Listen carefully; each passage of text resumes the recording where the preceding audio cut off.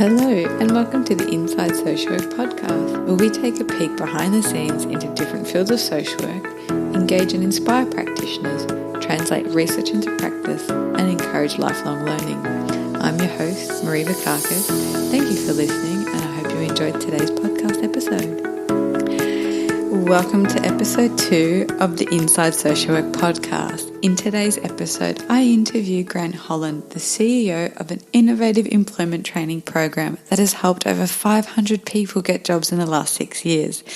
Grant is a qualified social worker, mental health clinician, clinical family therapist, youth worker, and business mentor. He has held senior roles in foster care, child protection, juvenile justice, and various other community welfare roles. In today's episode, we take a look at some of the various roles he's had, how his career led him to establish the Creative Employment Training Program at the Holland Foundation, and some of the tips he has for social work students on placement. Thanks for agreeing to have a chat to me. Thank you, Marie, for the opportunity. Tell me a little bit about the Holland Foundation. Look, it's a long journey, but currently I run a training program for unemployed. So we run an op shop in Bentley, a bit of a unique op shop, so a little bit different, but basing it on retail, modern retail principles. And we have up to 60 people at any one time on our program, and we have around 8 or 9 or even 10 per shift, including a training manager. And our goal is to train people in retail and office administration and the broader, what you would call the social work skills around, empowerment, self-esteem, decision-making. We've been open since February 2013, and so it's about 6 years. And in that time, we've managed to get 506 people jobs. Pretty diverse group. So we have overseas arrivals, refugees. We have long-term unemployed, work for the dole participants. We have mums coming back to the workforce after having kids. We have a pretty interesting cohort of uni grads now, and they're actual uni grads. So these are people who perhaps got sold the dream at university and said, come to our university and you get this degree and you will get a great job wherever. And they're finishing their degrees and they're spending a year applying for all sorts of jobs, starting high and then going quite low, and not getting an interview. And they come to us with, what the heck is going on? We don't understand. We've got a degree. But invariably we interview them, we have a good look, and their resumes are terrible. Their transferable work skills are pretty terrible. Many of them haven't worked much at all, if at all. Sometimes some of these people just have no experience of work and how to work and interpersonal relationships, and of course all the other factors that impinge on our lives, domestic violence, abuse, all sorts of things that all social workers try and assist with and remedy. So a really broad group. We have a number of school students who come now, so we have high school students, we have even some primary school students now coming, grade 6. Some of those probably won't be going on to university study, so they need to learn pretty quickly around your base end retail, your base end office admin. The unusual thing about our program, because most people, when I describe our program, they get that glazed look in their eye and they go, oh, yeah, an op shop, yeah, okay, we know what that is. And a couple of people stand behind the counter and sell some second-hand pairs of trousers and, maybe they take out some trash every now and again. What's the wonderful thing about that I think about our program is that we're so unique, is that our program, so our registered charitable foundation, the Holland Foundation, nothing's off limits. So our group comes in and we have wonderful social work students and some other students from other disciplines come in placement, and our group is exposed to every single aspect of running our charity and running the business, so the business of the op shop as well. So they'll do accounts payable, accounts receivable, paying rent, paying electricity. They'll do HR, so they're interviewing new applicants every day, so we replicate the interview process. They'll help with resume design, so they'll be train the trainer model, mentoring. We have some business mentors that come in. They'll be trained as managers. They'll do stock control, pricing, display, merchandising, planning the roster, doing the bank rec, so the bank reconciliations, which includes looking at all the bank statements, checking payments, checking accounts, doing payroll, as I said. And we know these are the things that we know pretty much every other not-for-profit that all do wonderful jobs, but that you just couldn't do it. They wouldn't. It wouldn't be in their portfolio to allow volunteers or trainees to look at the bank statements of the not-for-profit and see the payroll. I mean, there's only one payroll, but we understand why that is. But we decided, luckily, because we're a non-aligned charitable foundation, we've got a really innovative board. We just threw everything up in the air and said, well, what can we do? How can we make this better? How can we make this so meaningful for people who can't get work experience, can't get an interview, can't get a job? And we said, you know what, let's teach them everything. Let's teach them the whole box and dice. So this is probably, because it's an interview, one of the few things I don't drag a volunteer along with. But usually most things, if I'm going to a meeting or I'm involved with something, they come along and they get to see some pretty high-end stuff. We meet with politicians every now and again and they get to see that process. So, yeah, that's a little bit of the story where we're at, and there's probably a big backstory about how we got there, but that's where we're at today. Wonderful. So rewinding a little bit before the Holland Foundation, you're a social worker and family therapist. Yep. How did you end up at the Holland Foundation? What are the steps or the gaps that you saw in the market, or what was your journey into working at or establishing the Holland Foundation op shop?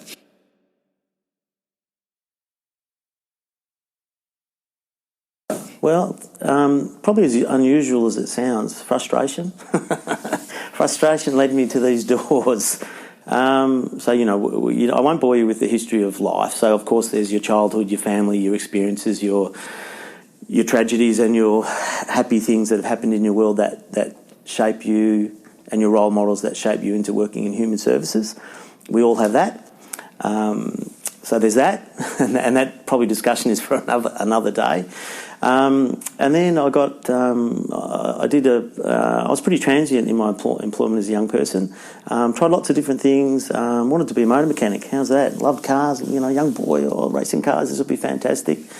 And I got a job as an apprentice mechanic, and I saw all these guys who all had twisted limbs and fingers and broken knuckles and cuts all over them, covered in grease. And each and every single one of them, there was a big mechanic dealership, a big car dealership where I got this apprenticeship. And they all said, this is the worst job ever, and they all hated it, and they all had really crappy cars. And I thought, well, hang on, this isn't so good. My journey was I wanted to work on cars and fix cars and be involved with these things. And then I realised this isn't looking too good. There's these, 60-year-old blokes, and they got nothing, and they're not happy. And it started to get me thinking about happiness and following your passion. And in some other arenas, I was sort of involved with teams and people and sports and other things. And so anyway, eventually, after trying a few things, I got a job as a clerk of courts, and I think that was pretty life-changing for me. So I happened to be involved with a number of the courts that are involved with the Children's Court. So I got to see a lot of tragic stories that I guess I hadn't been exposed to, and got a real interest in that, and through luck, fate, destiny, help with people, end up getting a job at Beltara Youth Training Centre. So that's a bit like what Parkville is today. Worked there for a long time. It was very formative, very formative. People look back on those times and would say, all the youth officers in there were all thugs, and it was a terrible system. And yes, there were terrible elements and there were some thugs, but there was a core group of small people who were trying to buckle that system and make it humane and do innovative things, like instead of buying cigarettes with the kids' pocket money, would say, let's take them to Vic Market and teach them how to buy some food, and let's teach them how to cook it. So for our international listeners, can you explain to me the model of Parkville or what you're saying? So Parkville and Beltara were, in those days, youth training centres, so for young people, on remand, but in those days, which they don't do now, they're all mixed up. So kids who were being abused at home, couldn't live at home, were thrown in with kids who I worked with kids who were up on murder, age 14, 15, 16 and younger.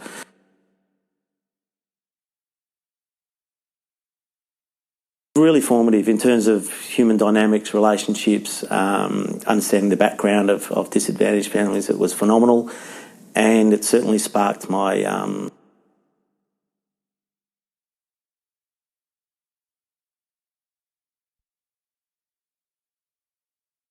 my view as to wanting to change the system, which of course not all, but most social workers want to do. They want to change the system. So you're young and stupid, naive, and you tackle that system head on like a bull at a gate. Try and smash down doors and upset the apple cart. And then when you get a little bit wiser, you start to realise that all that did is the people who wanted to keep the status quo were quite powerful. So there were a lot of wonderful techniques that they had to keep you down, to stop you changing things, like going to the Vic market and buying fresh food, and which was a great idea. So, I went through working every Christmas Day for many years because that's the roster I got for being someone that wanted to buck the system. But worked with a lot of great people, and it really shaped my life. At that point, I then realised, so again, an epiphany, without a proper university qualification, I was never going to be able to buck any system. I would be kept at the bottom of the pile. I would have no influence, and that would really frustrate me. So fortunately, there was an opportunity as a mature age student to go back to university. Studied social work. It was a wonderful time. I'm so glad I went to social work. I looked at psychology. In fact, I did some psychology units and just thought I found it too diagnostic for me. Social work was like this big ocean that you could swim in all these different areas and understand all these different things, and it was amazing. And it allowed you to perceive things in different ways and compare and contrast how you wanted to see the world. So that was a wonderful journey. That continued with family therapy afterwards, about that journey of wanting to think about systems and interactions between people and understanding people and how to assess and how to intervene.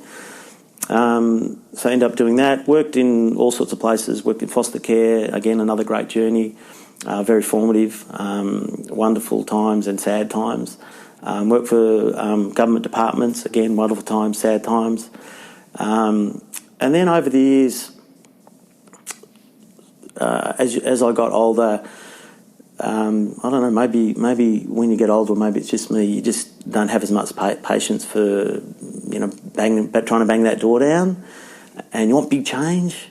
And sometimes, I think if you're lucky, you're armed with a little bit of knowledge, not just your own, but people that have fed you and helped you and taught you, and people that you've admired and run into, and you start to get this toolbox, and you go, well, some of this is okay. How do I get this toolbox out there?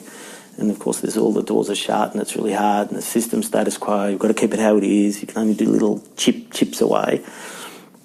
So through circumstances, which is basically, well, I won't go into it too much, but through circumstances where I left one role, which, funnily enough, was a dream role that I'd wanted for so long. So, which was a CEO role at a not-for-profit, and from a young age, I thought, well, if I get to a CEO of a place, that's going to be it. I can help change all these things, and you have a bit of power to implement things, and put some things in a model that's really going to work. And funnily enough, I eventually landed that role, and it wasn't like that. There was I've worked with some wonderful boards of management. And I've worked with some terrible boards of management. I've worked with mixed groups, and for a range of reasons, we had a really tough committee of management. Not Holland Foundation. This is another place, and there are all sorts of agendas going on around politics and power and making a name and wanting ambition for using this not-for-profit as a vehicle for other things that they wanted that weren't so, I guess, human services aligned. Well, and the organisation. Okay, we all have different values, and you accept them and you work with them, and usually you can come to some agreement. But there were some big things going on. So that was a really sad time. That was really probably one of the times that I got a better understanding of I guess some of the people that I'd worked with over the years. So, perhaps for people that had been made redundant in their job, and would come and would be absolutely distraught, lose all their self-esteem, wondered where they were going, so I had something. I'd work with those people, but of course you never know a circumstance, and each circumstance is its own unique thoughts and feelings and how you perceive it. So, yeah, so I copped it. I got it, and it got me. So that was a real struggly time, a real fork in the road moment. But the good news is at that point where you're starting to go, well, what do I do now? You know, do I just go back and find another place that's a bit nicer and you know, the board's a bit kinder to the organisation and the people that work in it and the customers and the clients? And I thought, you know what? I've always had in the back of my mind just starting up my own thing, you know, to get away from all these dramas and a bit of freedom to, you know, to let's implement something really creative that you know you couldn't do anywhere else. They wouldn't let you do it anywhere else. So that's how the Holland Foundation started. We used to get, backtracking again a little bit, in all my work life, so a long time ago, I'd started up a charitable foundation to honour my grandparents and the work they did with some Gallipoli veterans and World War I veterans. And that was just to retain some, honour their memory. They did a lot of stuff, and of course my grandma never got recognised because she was a woman. My grandpa got all the credit, but that's not how it was. So I started that up, and I always did that in conjunction with my paid work. Very tiresome, very consumed a lot of effort and resources, but loved it because, you know, all volunteers, unpaid, did amazing things. We just went out and did stuff. So one of the things that we used to do in amongst a whole lot of other things was material aid donations. So we'd get companies, businesses, friends, people donating stuff. And they'd ring us up and say, we've just cleaned out our office, we're getting new computers. These computers are only 2 years old, they're fantastic. Can you do anything with them? So I'd organise some friends to come on a weekend to, you know, with a trailer. We'd pick up all these computers, we'd organise a school, a disadvantaged school, a community school or a not-for-profit program. We'd deliver them all, set them up, and it was wonderful. But sometimes we got offers of, say, someone might say, look, my grandma died, she's got all these antique dinner sets, they're ancient English, beautiful ones worth $1,000. Do you want them? And we'd say, oh, look, thank you, but, you know, we can't really do much with that. We can't give, you know, antique dinner set to a homeless person in the city. That's not going to work. So at that time when the life-changing job role for me happened, or non-job role, is we thought, and I thought, and our board thought, you know what? If we started an op shop, we could use that model where they're using cafes. There's a few cafes going around, so we don't want to step on that turf. An op shop will really be good because the customers would be a little bit more lenient with the slowness of the cash register and perhaps the fumbling of our new volunteers. So that would work. It would be a really good training program, less pressure. The donations we're going to get, because we get them anyway, and the donations we reject, we can now accept and sell them in the store and use the money to pay the rent. So, for example, our rent at the moment is $42,000 a year. It's a lot of money. And we can use that revenue to fund the rent of the building. And you know what? We sat around and said, this is great. And we even threw it up a bit more and said, you know what? Why don't we open up the whole thing? Why don't they just run everything, the whole foundation? And we just say nothing's off limits, like nothing. And, you know, there's the questions that come up are always good questions, but what about this, and what about privacy, and what about...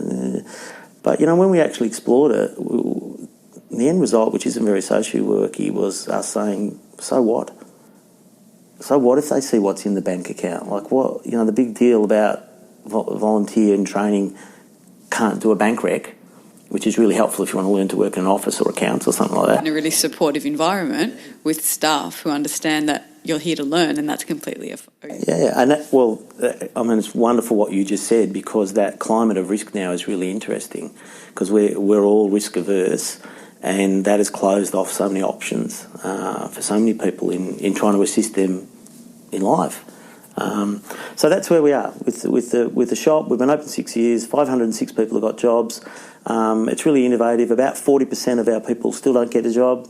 We know that we've done the analytics with that. We know what that is. You know, levels of commitment, self-assessment of job readiness. So probably one of the main things is reliability, consistency. We try and work with that. We made a couple of mistakes early on.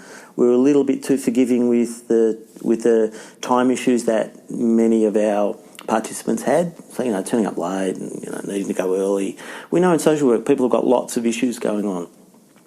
But we were probably too lenient, because what we're finding is our group would get jobs and then we'd sort of find out a month later, sacked. We go, what happened? You're working so good, you really loved it. What went? Oh, well, the boss said, I was late every time and I just couldn't get it together. And then we sort of have tightened up a bit on that. So we walk this fine line about teaching real work and some flexibility for people who are struggling in how to work. So adding on to the staff training, you also take on social workers in a supervisory role. We'd love them. So you've got your hands pretty full, and you do a dual educative role where you teach them how to also support the workers coming through. How do you find that goes? Because I've seen you in practice where you use those same skills to get people ready for social work roles, where they're looking at the transferable skills, coming in on time, presentation, having difficult conversation, even in communication of, yes, I got your email, I'll get back to you, and some of those bigger things. Yeah. Tell me about how your experience has gone with social work students. Well, we love them. They're really diverse, all backgrounds, all sorts of cultures, different skill levels. It's wonderful. I think one of the better things that I have learned is that that pre-placement interview is really important. We've had some social work students come, and they've been very polite, but I could sort of see in their eyes they hated it. It's a very dynamic place. It's a shop, It's that elements of community development where you're, as a social work student, it's not clinical. You're not sitting behind a desk with your appointment every hour. Someone comes in for their counselling. You're standing behind a cash register, forming a relationship, talking about life and aspirations and dramas and disasters and tragedies, and while you're selling second-hand pairs of pants. And I've seen some social work students come for the pre-interview, and we open that door for them, say, this is not very clinical. If that's not your thing, that's fine. The world's got lots of different things. Social work's got lots of different things. Clinical's great and required. We're not that clinical. And I'm really impressed that the social work students generally who just didn't feel right, didn't feel it would be for them, said, no, this isn't for me. And I think that's been amazing, because what that means is the other ones who've said, this all looks a bit strange and I feel a little bit uncomfortable, but you know what, I want to adapt and I want to try something new. And even if I come out of this saying, this is terrible, I never want to work some sort of community development model again, that's a good outcome anyway, because your next placement, if it's a second placement or your work, you're going to head towards more clinical.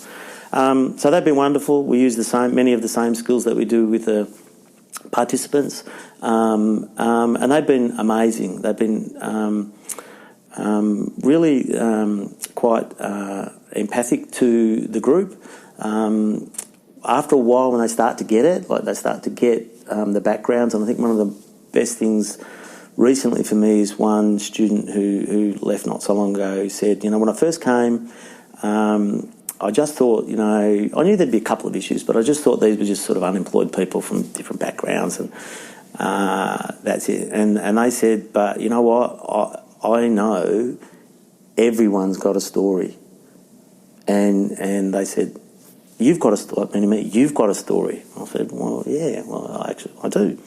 And they said, well, I thought some people have a story and the rest, it's just sort of this surface thing with not much going on. But so many things happened in that placement that they were able to go down these pathways with the participants that they really got some big stories. Like they shake your head, like I just wouldn't have believed that this happened to this person. Like on the surface, they seem like they're functioning quite well, they're okay. I never knew all this stuff happened.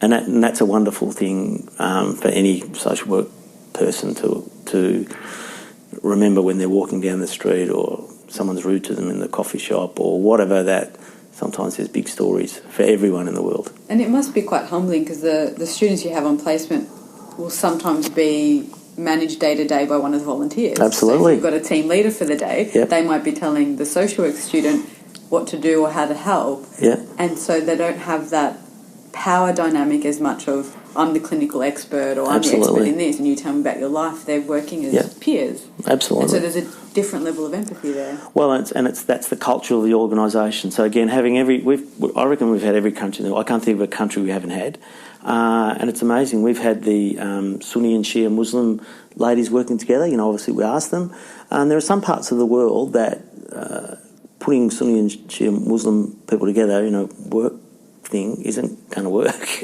And they weren't best friends, but they were respectful because our place is a place of respect. Where you're from, who you are, skill level, no skill level, age, doesn't matter.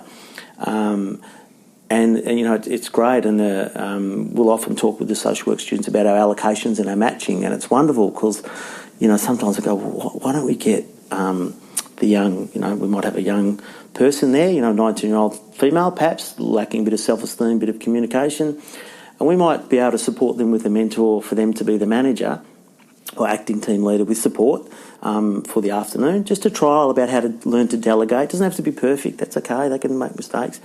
But and they might have to be telling a 55-year-old person, perhaps of a certain culture that might have a caste system still sitting in the back of their mind, and telling this 55-year-old guy how to vacuum the floor, or send him back to say, "Oh, I think how did you go? Did you miss a little bit of stuff in the corner?" And you can almost see like the 55-year-old guy, if they're new, struggle with, "I've got this 19-year-old girl telling me to vacuum. It wouldn't happen in my country. Yeah, this is outrageous. This is what's going on here." But after a while, they get it, and it's very empowering for everyone, even the 55-year-old guy who has to realise in Australian work culture, it's about respect and tolerance. It's not about caste or age, and because you're 55, you don't have to have a vacuum in the floor. You have to get the people that you feel are lower than you to vacuum the floor because it's a crap job. It's not about that. So it's empowering for everyone because some of those people, particularly overseas arrival people, this Australian work culture is very different. How it works, how it operates, how you communicate, who helps who supports who directs who, how do you do that respectfully, how do you challenge if a task isn't done well. So our group's usually pretty poor on communication, assertiveness, not just in work, because all this is transferable to life.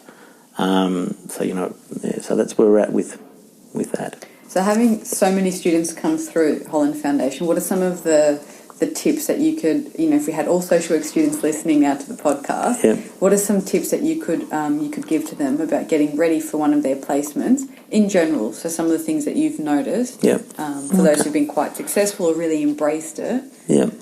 Well, I'd say follow Marie's podcast because that's for a start, and they should all be listening to it because they're so good. No, I'm being a bit flippant, but you know what? You do.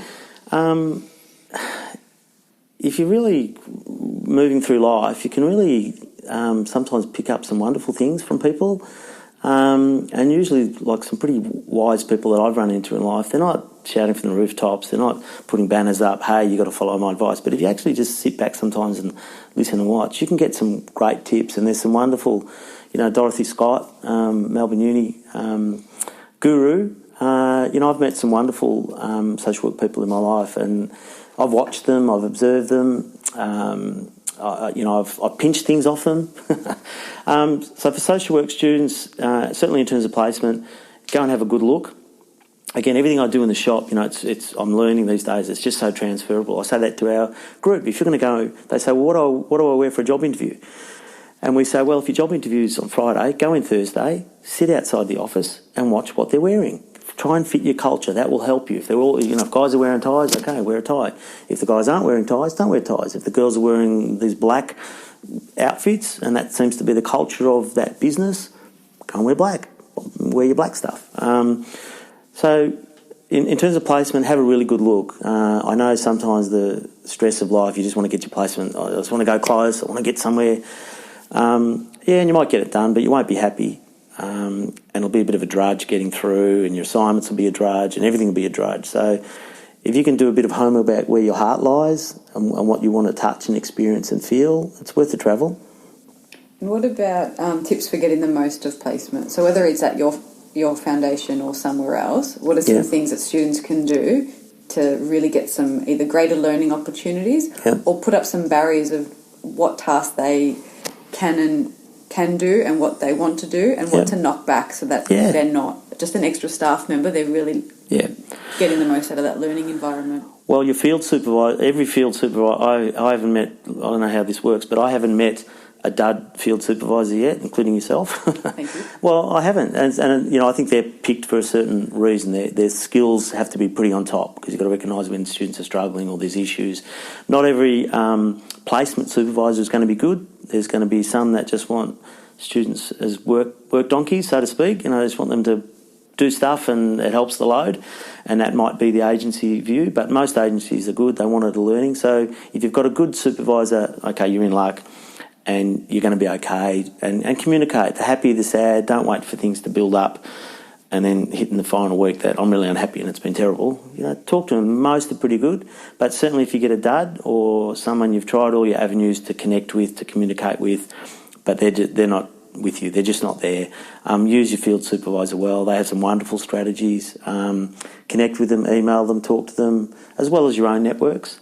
But don't sit in a box being unhappy because that's not good for anyone, and that's not what you as a social work student or social worker when you finish would tell your clients. I don't like using that word, but if you work in an agency that uses the term clients, you tell them, hey, speak up, talk to your partner, talk to your friends, talk to your supervisor, talk to someone about what's going on for you. So as a social work student, live what you preach. If you're not happy, do it respectfully, speak up, and you'll be amazed at the changes that can happen.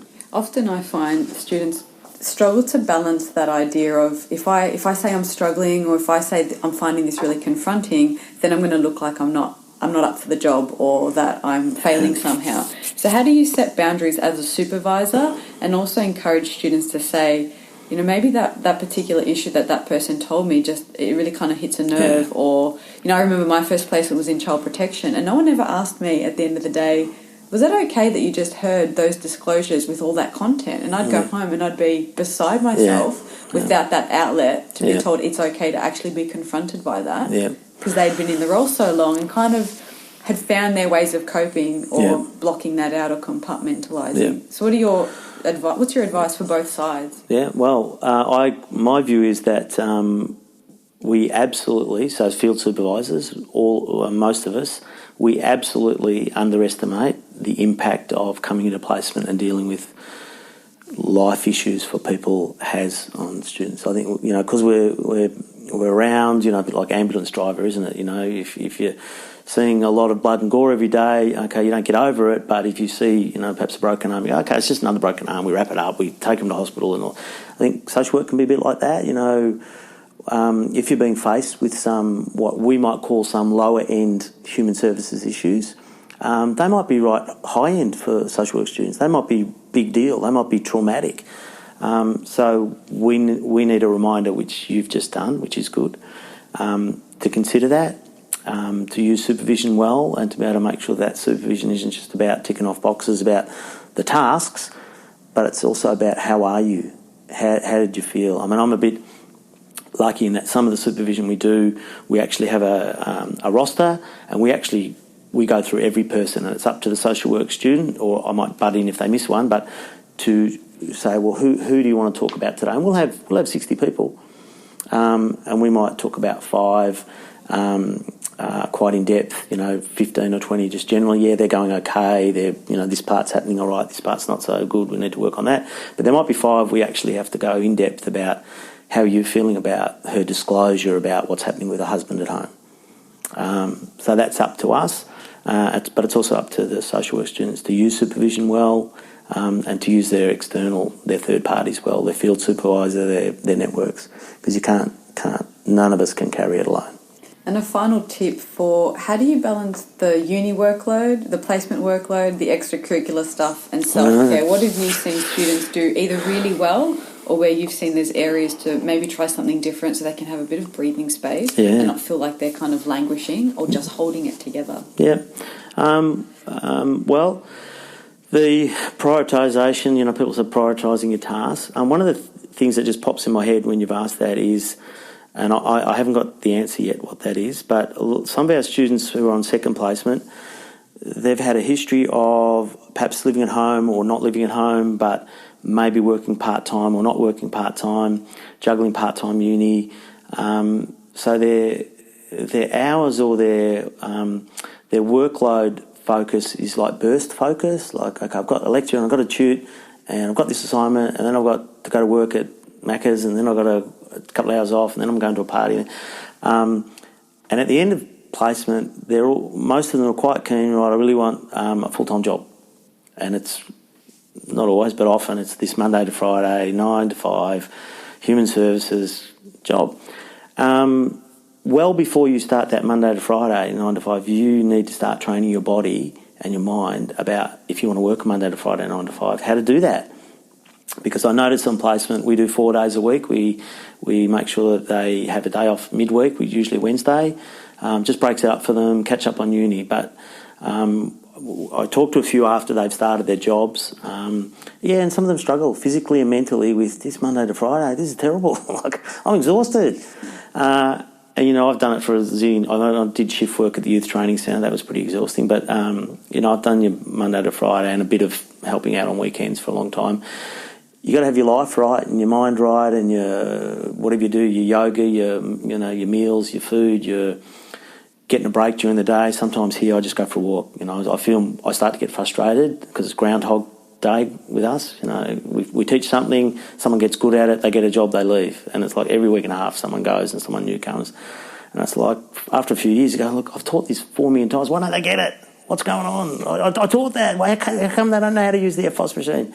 When I start feeling that bubble, I go, Grant, time to go for a walk up the street, look in the shop. I don't drink coffee, but, whatever, go and see a shopkeeper that I know, have a talk about footy or something stupid and come back refreshed. So you've got to look after yourself. Good advice.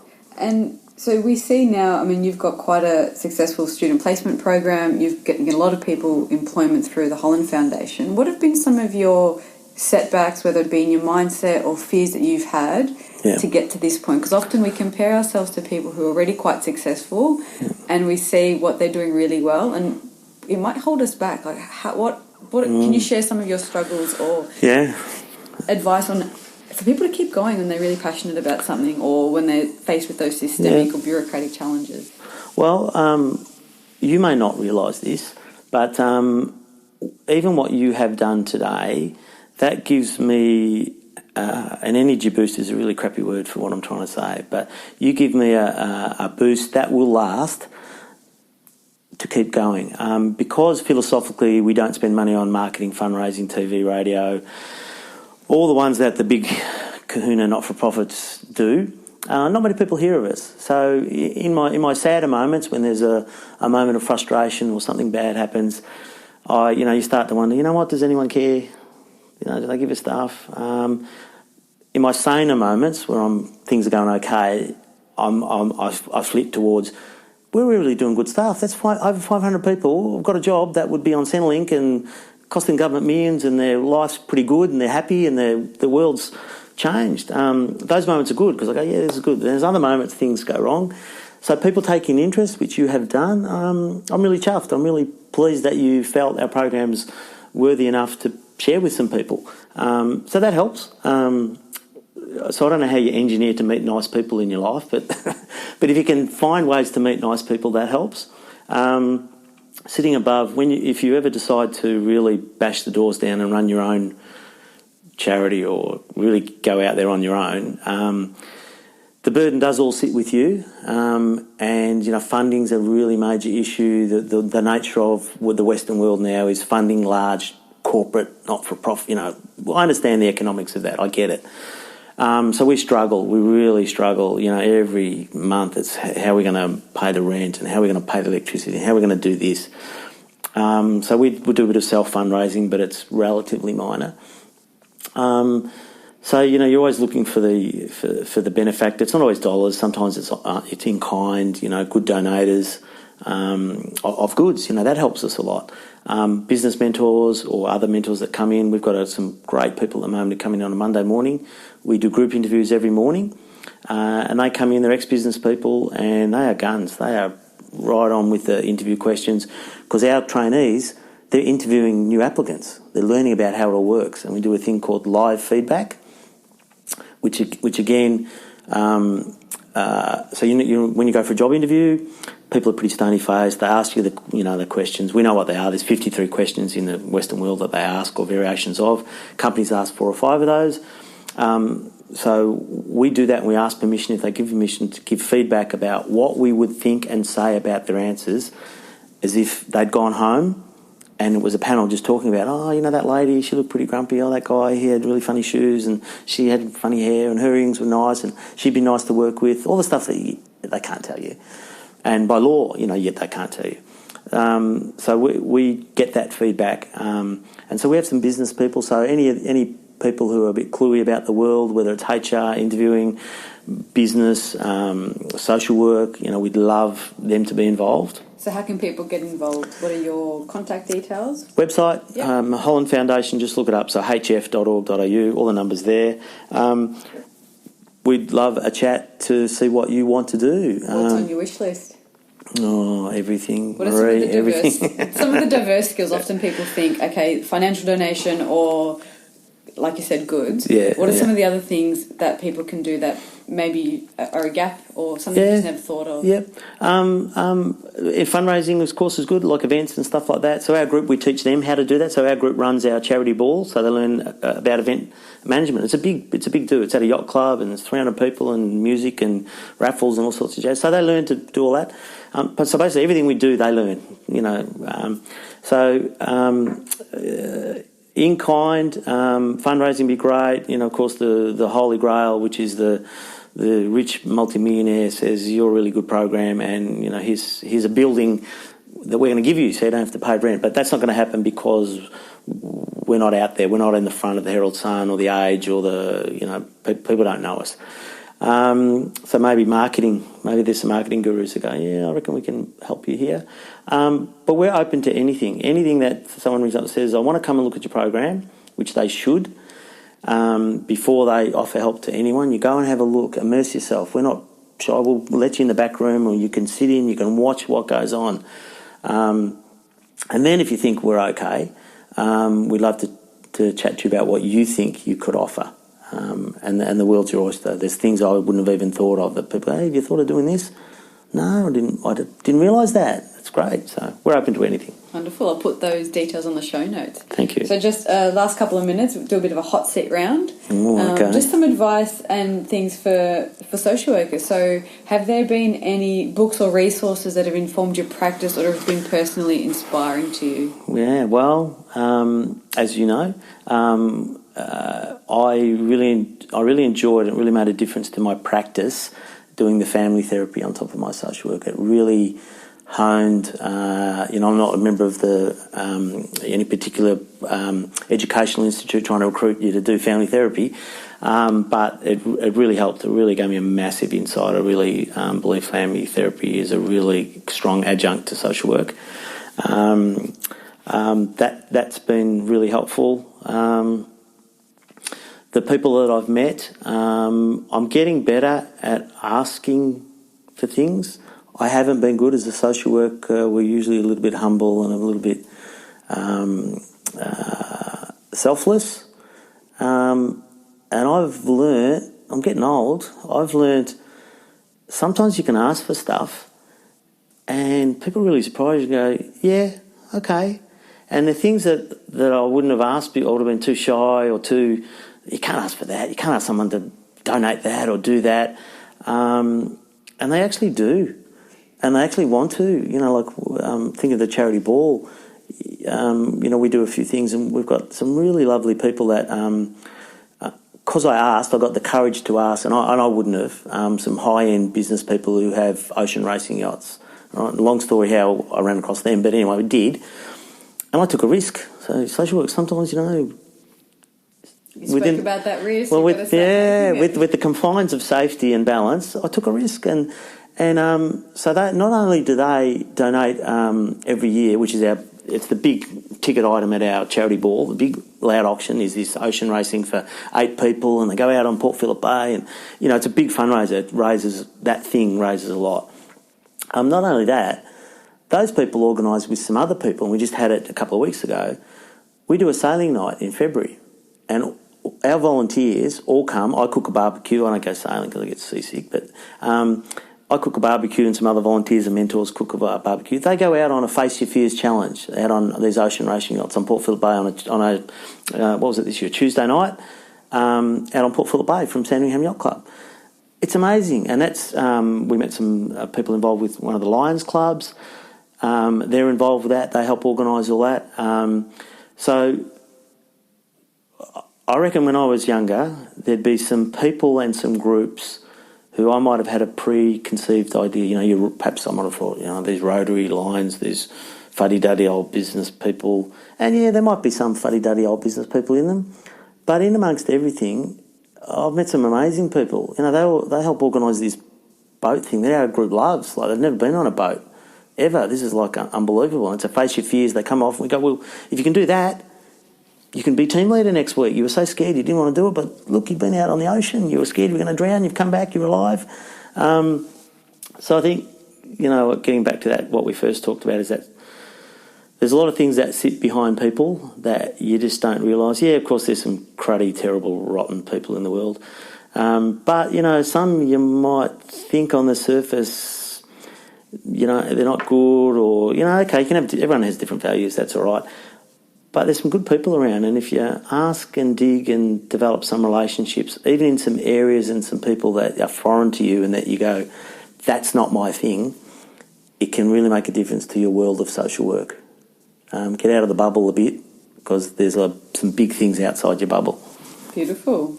Very well said, Grant. Thank you. Thank you so much for taking the time to have a chat to me about the Holland Foundation and your personal journey and all the little tidbits of advice. Thanks for the opportunity, Maria. I really appreciate it. Thank you for listening to today's podcast. Be sure to check out the show notes for today's episode's resources, and don't forget to click subscribe and review us wherever it is you get your podcast.